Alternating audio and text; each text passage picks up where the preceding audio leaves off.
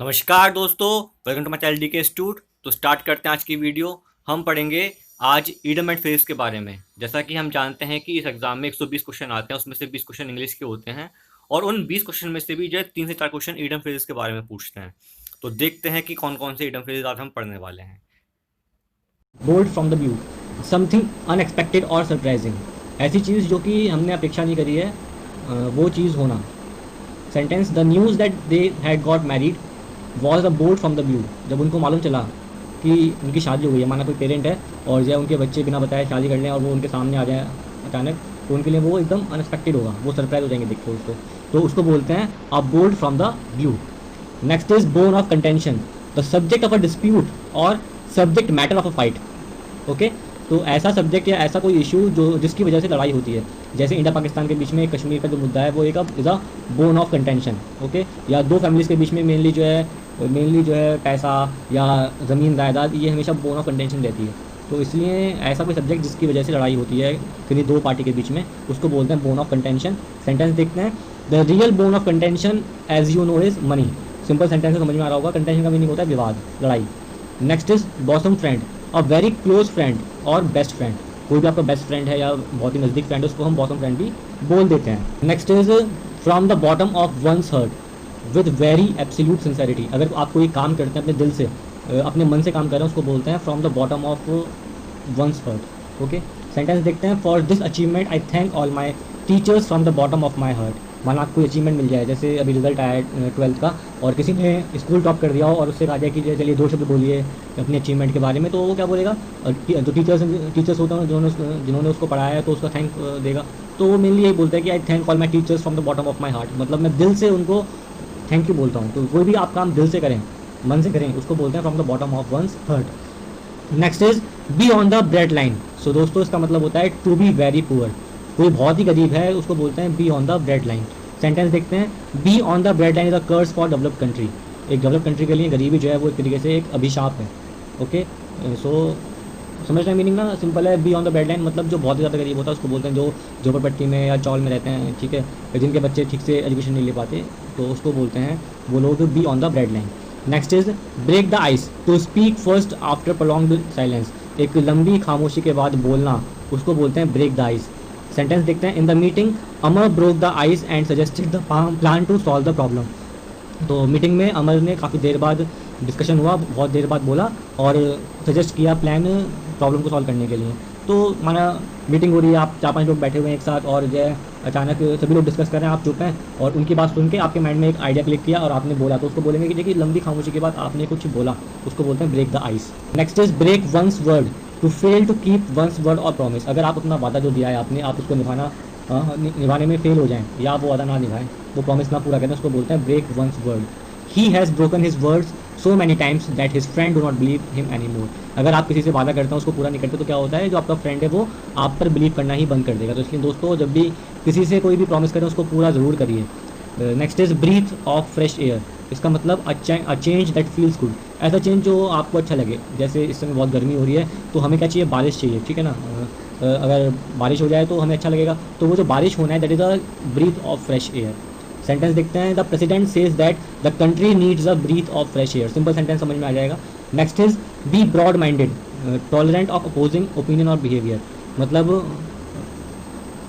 अगर जो है क्या हुआ कि be broad minded, tolerant of opposing opinion और बिहेवियर।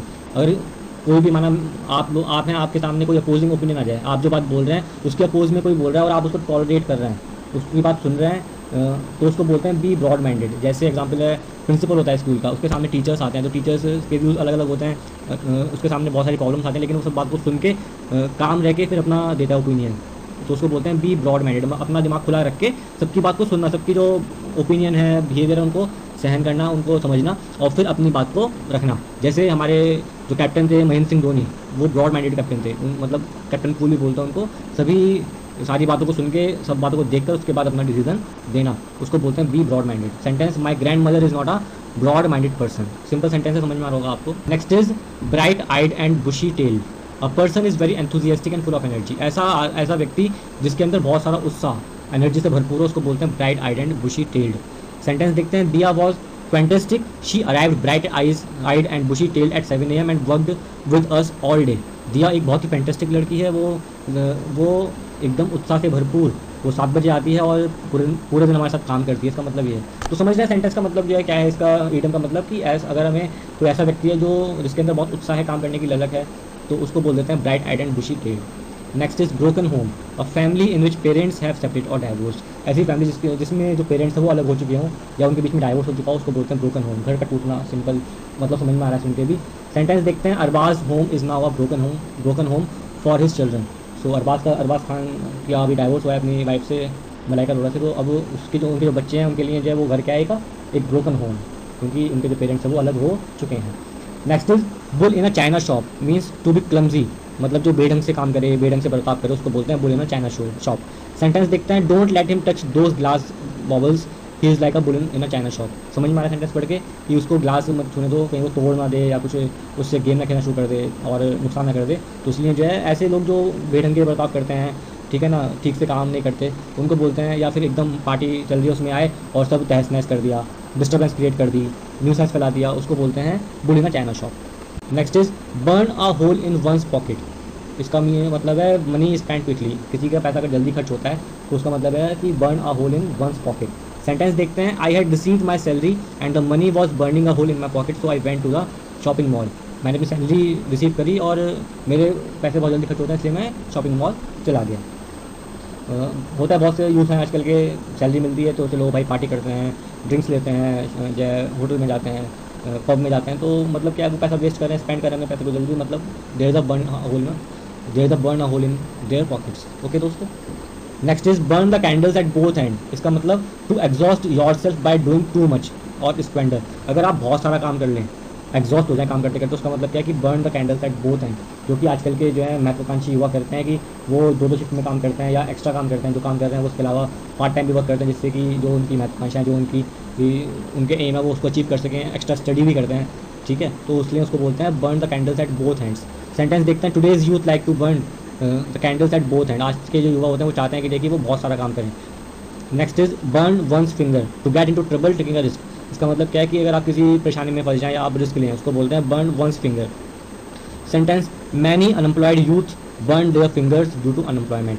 आजकल के बहुत सारे युवा जो कि अनएम्प्लॉयड हैं वो अनएम्प्लॉयमेंट की वजह से गलत कामों में इन्वॉल्व हो जाते हैं, गलत रास्ते अपनाते हैं, तो उसको बोलते हैं बर्न वंस फिंगर। ओके दोस्तों, तो ये सेंटेंस अगर आप पढ़ेंगे, इनका मतलब समझेंगे, सेंटेंस के अकॉर्डिंग सेंटेंस बहुत सिंपल लैंग्वेज में बताए गए हैं। जो ईडियम है उसको पढ़िए, उसका मीनिंग देखिए और उसके मीनिंग के अकॉर्डिंग जो भी एग्जाम्पल आपकी लाइफ में घटित होता है या आपकी लाइफ से जुड़ा हुआ है या आसपास जुड़ा हुआ है, तो उसको उससे रिलेट करिए, इससे आपको जल्दी याद होगा ईडियम फ्रेज का मतलब। तो next is burn the midnight oil. इसका मतलब stays up very late at night in order to finish a piece of work.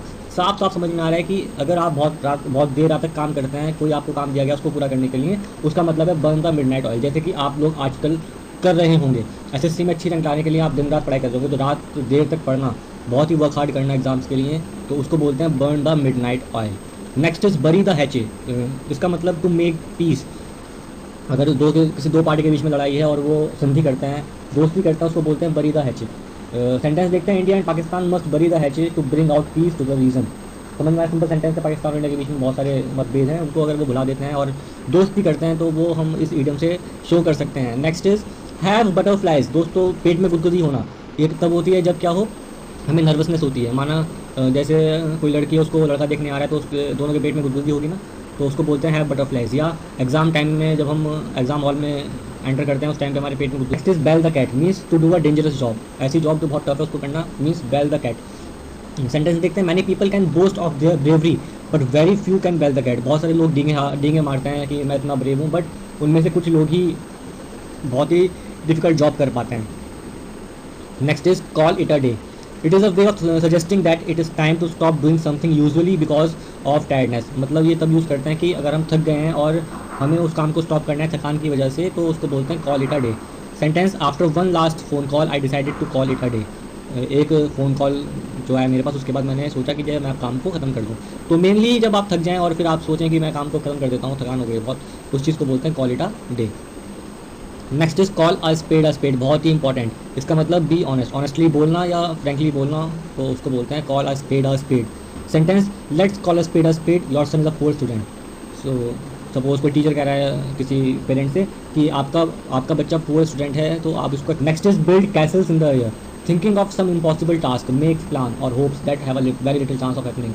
ऐसी बातों को सोचना, ऐसी बातों के बारे में विचार करना या प्लान बनाना जो कि होना बहुत इम्पॉसिबल है, या उसके होने के चांस बहुत कम है। जैसे I often sit in my room and smile and I build castle in the air. मैं यूजुअली अपने रूम में बैठ के जो है सोचता रहता हूँ, हंसता रहता हूँ और अपने दिमाग में जो है हवाई किले बनाना, उसका हिंदी में हवाई किले बनाना मतलब सोचता रहता हूँ और कुछ ना कुछ दिमाग में चलता रहता है, ऐसी बात सोचता हूँ जो कि पॉसिबल हो ही नहीं सकती या होना बहुत मुश्किल है, तो उसको बोलते हैं build castles in the air. Next is catch red handed, to catch someone doing something wrong or illegal. अगर हम किसी को पकड़ लें कुछ गलत चीज़ करते हुए, गलत काम करते हुए, तो वहाँ यूज़ करते हैं catch red handed. Mainly police जो है अगर किसी चोर को पकड़ लेती है रेड हैंडेड, तो मीन्स ये ईडियम यूज़ करते हैं। The police arrived as the burglar was leaving the house, he was caught red handed. समझ में। Next is chicken feed or trifling sum of money low pay. अगर किसी भी काम के लिए आपको अगर बहुत ही छोटी अमाउंट मिलती है, बहुत ही कम पे मिलती है, उसको बोलते हैं chicken feed. Sentence I get a job during the holidays but the pay was chicken feed. मुझे जॉब मिली हॉलीडेज में बट जो पे थी वो बहुत कम थी, that is was chicken feed. Next is child's play, बहुत ही ईजी है, मतलब ऐसा काम जो कि बहुत ईजी हो उसको बोलते हैं child's play. Using the new computers child's play compare to old one. जो नए कंप्यूटर्स आजकल आ रहे हैं वो बहुत ईजी हैं यूज़ करने में ओल्ड वन के मुकाबले। Next is chip off the old block, इसका मतलब कि resembling one's parent in appearance, character or behaviour. अगर आपका फेस आपके पेरेंट से मिलता हो या आपका बिहेवियर अपने फादर से या मदर से मैच करता हो तो उसको बोलते हैं chip off the old block. Okay, sentence देखते हैं। Aman is the chip off the old block, he react the same way as his father. Aman एकदम टू कॉपी है। Clear the air means dispel differences or negative emotions. Dispel मतलब दूर करना, तो जो भी आपके बीच में डिफरेंसेस हैं, जो भी आपके बीच में मतभेद है, उनको दूर करना, या नेगेटिव इमोशंस आपके मन में आ रहे हैं उनको दूर करना, उसको बोलते हैं क्लियर द एयर। सेंटेंस देखते हैं। The group called a meeting to finally clear the air. Group ने मीटिंग बुलाई जो भी मतभेद थे उनके बीच में उसको दूर करने के लिए।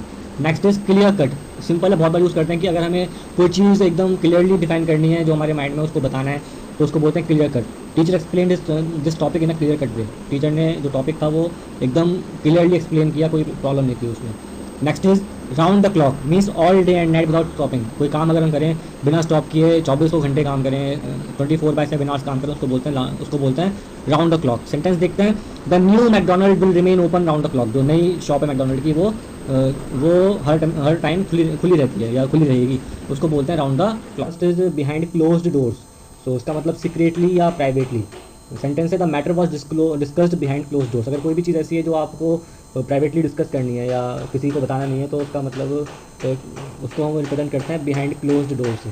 Okay, next is close shave means a narrow escape. अगर कोई घटना है उससे आप बहुत ही ज़रा सा बचे हैं, ठीक है ना, बहुत ही मतलब जो है ऐसी जैसे आप जा रहे हैं बाइक पे और एकदम ट्रक सामने से आ जाए आपके और आप एकदम ब्रेक मार लें तो क्या बोलेंगे उसको, a close shave. Okay, a narrow escape. I nearly crashed the car this morning, it was a close shave. Okay, समझ में आया सेंटेंस की जाए जब आज मतलब जो है कार क्रैश ही हो जाती मेरी, बट वो बची, थोड़ा बची एकदम, अ narrow escape. Next is under a cloud means in trouble, out of favour. अगर कोई ऐसा काम है कि वो आपके फेवर में नहीं हो रहा या आप परेशानी में हैं या सस्पिशन है उस मैटर के लिए, तो that is called under a cloud. Sentence देखते हैं। Decent hotel is under a cloud after yesterday's raid. जो होटल मतलब कल रेड पड़ी उसकी वजह से जो वहाँ पे होटल्स हैं उस एरिया में वो सस्पिशन में है, मतलब वो परेशानी में है अभी। ओके दोस्तों, next is on a cloud 9 और स्टेट ऑफ एक्सट्रीम हैप्पीनेस। अगर आप बहुत ज़्यादा खुश हैं तो उसको बोलते हैं ऑन अ क्लाउड 9। सेंटेंस देखते हैं। When the boss announced my promotion I was on cloud 9। जब मेरे बॉस ने प्रमोशन अनाउंस किया तो मैं बहुत ही खुश था उस टाइम पे। तो उस केसेस में अगर आप बहुत ही खुश हैं, ऐसा कुछ काम हो जाए कि आपको बहुत खुशी हो, तो उसको हम बताते हैं ऑन अ क्लाउड 9 से। Next is cock and bull story means complicated story or explanation which is obviously not true. ऐसी स्टोरी जो बहुत कॉम्प्लिकेटेड बनाई गई हो अपने पास से या फिर जो ट्रू नहीं है, सही नहीं है, तो उसको बोलते हैं cock and bull story. Sentence देखते हैं। She started to tell some cock and bull story to the police officer about how she found a huge bag containing 10 lakh rupees. Simple sentence से बताया, मतलब एक लड़के को बैग मिला 10 लाख का, तो वो पुलिस ऑफिसर को एक मन गढ़ंत कहानी बता रही है। इसका मतलब मन गढ़ंत कहानी, अपने मन से बनाई हुई कहानी, उसको बोलते हैं cock and bull story. Next is in cold blood. इसका मतलब in a planned way and without emotions or feeling. अगर हम कोई काम करते हैं ऐसा जिसमें इमोशंस ना हो, मतलब और प्लान किया हुआ है कोई चीज़ है लेकिन उसमें इमोशन नहीं है, हमें जो करना है वो करना ही है बिना इमोशन के, तो उसको बोलते हैं हम इन कोल्ड ब्लड। सो सेंटेंस देखते हैं। He killed her in cold blood. उसने उसको मार दिया बिना इमोशन के, मतलब कोई दया भावना ना होना किसी काम के प्रति, उसको बोलते हैं इन cold blood. Next is cold feet. Fear of doing something, इसका मतलब है कि अगर कोई काम को करने का हमें डर हो उसको बोलते हैं cold feet. Sentence, I wanted to enter the competition but at the last minute I got cold feet. मैं चाह रहा था कि मैं कंपटीशन में एंटर करूँ, जाऊँ वहाँ पर, लेकिन लास्ट मिनट में मैं घबरा गया। ठीक है, तो उसको बोलते हैं cold feet. Next is come of age, means reach a certain age that marks a transition to maturity. ऐसे स्थान पर पहुंच जाना, ऐसे स्टेज पर पहुंच जाना जहाँ पर मैच्योरिटी आ जाए आपके काम के प्रति, आपके अंदर मैच्योरिटी आ जाए, या आप जो काम कर रहे हैं उसमें मैच्योरिटी आ जाए, उसको बोलते हैं come of age. Sentence, with this new album her music has come of age. उसके नए एल्बम के साथ उसका जो म्यूजिक था वो मैच्योर हो चुका है, अच्छा लगता है। ठीक है, next is come to blows, means to start a fight. Sentence देखते हैं, the debate was so intense that the participants almost came to blows. जो डिबेट थी वो इतनी इंटेंस हो चुकी थी कि जो पार्टिसिपेंट थे वो आपस में लड़ने लगे। कम टू ब्लोज मतलब कि लड़ाई शुरू हो जाना, डिस्कशन हो रहा है और उसमें डिस्कशन में क्या हुआ, लड़ाई शुरू हो जाए। जैसे हम देखते हैं मेनली पार्लियामेंट जो स्टेट की असेंबली होती है उसमें जो है, जैसे अभी हुआ था दिल्ली गवर्नमेंट में, तो इस टाइप से होता है कि देखिए डिबेट होती है और उसमें जो है कभी कभी वो आर्गूमेंट जो है फाइट में तब्दील हो जाता है। Next is come clean, means to tell the truth. Sentence देखते हैं, why don't you come clean and just admit that you did it. तुम सही सच क्यों नहीं बोलते, जो तुमने काम किया है, जो तुमने चीज़ की है वो आप एडमिट करो कि आपने की है, तो उसको बोलते हैं कि सच बोलना। उसको बोलते हैं come to grief, means to meet with disaster or loss. अगर आप किसी हानि के साथ आपका सामना हो, आपकी हानि हो जाए, आप किसी चीज़ में फेल हो जाए, तो उसको बोलते हैं कम टू ग्रीफ। सेंटेंस देखते हैं, after seeing his result he came to grief as he was failed. तो जैसे वो फेल हो चुका था तो इसलिए उसको बहुत दुख हुआ इस चीज़ का, जैसे उसने रिजल्ट दिखा था। कि come to light, be revealed or disclosed, मतलब किसी चीज़ को डिस्क्लोज करना या उसके बारे में बताना, उसको बोलते हैं कम टू लाइट। सेंटेंस देखते हैं, the truth finally came to light, जो सच्चाई है वो सामने आकर रहती है। ठीक है, नेक्स्ट इज कम व्हाट में, no matter what happens.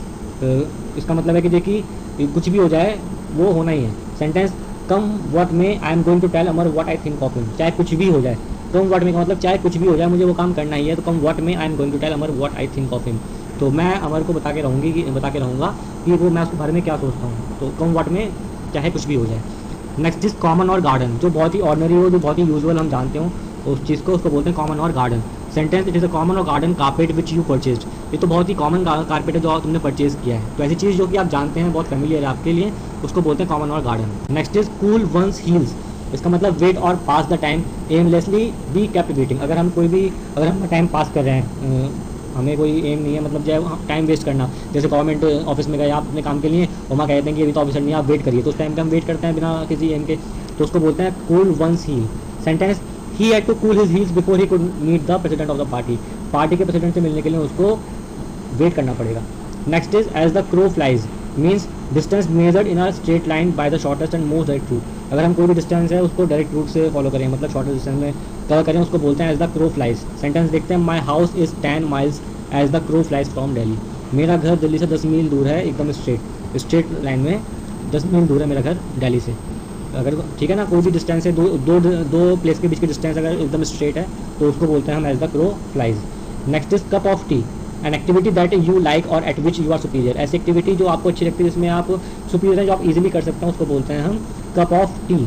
Sentence, eating spicy food is not my cup of T. Spicy food खाना मेरे लिए बस की बात नहीं है, मैं इसमें सुपीरियर नहीं हूँ या मुझे वो अच्छा नहीं लगता। थैंक यू दोस्तों वीडियो देखने के लिए। अगर आपको पसंद आई है प्लीज़ शेयर करिए, इसको लाइक करिए, कमेंट करिए और अपने दोस्तों को रिकमेंड करिए कि वो भी इस वीडियो को देखें। बहुत ही शॉर्ट टाइम में आप ईडियम फ्रेज को समझ सकते हैं और आपके माइंड में वो बैठ सकते हैं, आप उसको बिठा सकते हैं, क्योंकि मैंने इसमें एग्जाम्पल्स जो दिए हैं, सेंटेंस जो दिए हैं, वो आपसे आपके डेली लाइफ से रिलेटेड हैं। आप भी बना सकते हैं इस चीज़ को बहुत ही ईजी वे में, अगर आपको समझ में आता है इसका मतलब क्या ईडियम फ्रेज का। और वीडियो देख के दोस्तों जल्दी समझ में आता है, इस बात को मानिए।